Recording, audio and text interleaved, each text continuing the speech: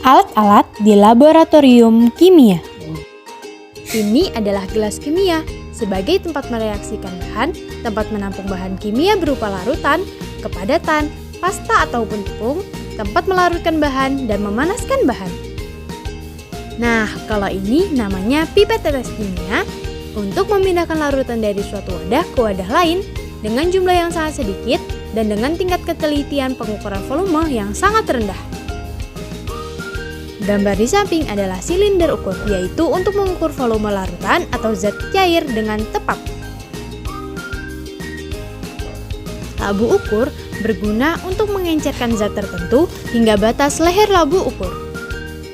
Gambar di samping adalah corong kaca laboratorium sebagai alat bantu untuk memasukkan larutan ke wadah atau tempat yang mempunyai dimensi pemasukan sampel bahan kecil. Sedangkan botol semprot berfungsi sebagai wadah aqueous, yaitu air penyulingan yang bebas dari zat pengatur. Kalau gambar di samping namanya penjepit tabung reaksi. Berguna untuk menjepit tabung reaksi pada saat dipanaskan dan memindahkan tabung yang telah dipanaskan ataupun pada saat proses pemanasan. Lumpang porselen berguna untuk menumbuk zat padat menjadi serbuk yang lebih baik. Labu Erlenmeyer berguna untuk mencampur berbagai bahan komposisi media untuk menampung zat kimia dalam bentuk cair hingga padat. Selanjutnya adalah tabung reaksi, berguna sebagai tempat mereaksikan dua larutan atau lebih, serta sebagai tempat mengembangbiakan mikroba dalam media cair. Nah, kalau ini namanya lampu spiritus, berguna untuk membakar zat atau memanasi larutan.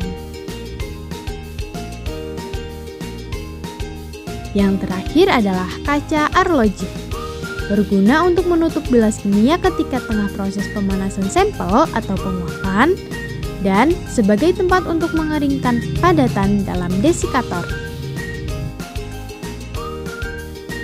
Di laboratorium kimia, tentunya banyak bahan-bahan yang memiliki sifat berbeda-beda. Maka dari itu, kita harus mengetahui simbol-simbol bahan kimia agar tidak terjadi hal yang tidak diinginkan. Lalu, apa saja sih simbol-simbol bahaya pada bahan kimia? Yuk, simak baik-baik.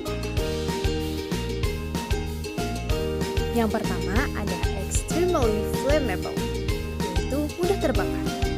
Yang kedua ada harmful, berbahaya. Yang ketiga ada corrosive. Dan yang keempat ada toxic atau beracun. Selanjutnya ada explosive, bersifat mudah meledak. Dan yang terakhir ada oksidator atau zat pengoksidasi. Ini itu 20 tetes. Atau ada alat ukur, nah ini namanya labu ukurnya ada yang kecil. Ini kan ukurannya berapa, Mak? Sekian video dari kami. Jika ada kesalahan, kami mohon koreksi agar kedepannya kami dapat lebih baik lagi. Terima kasih.